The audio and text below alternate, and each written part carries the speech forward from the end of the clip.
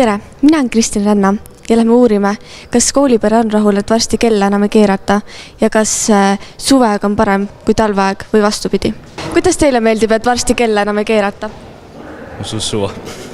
Mulle täitsa meeldib.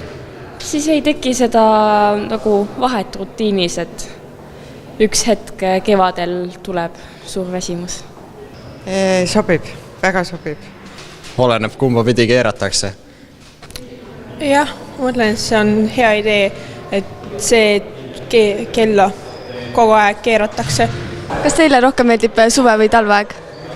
Ma mõtlen, et mulle meeldib talveaeg rohkem. Eks ikka mõnus soe suvi. Ja mulle sobib suveaeg, sellepärast, et õhtud on siis valgemad. Suveaeg, kindlasti. Suvel on kuidagi rohkem energiat. Suve. Kooliperele meeldib, et kella varsti enam ei keerata ja rohkem ollakse suveaja poolt.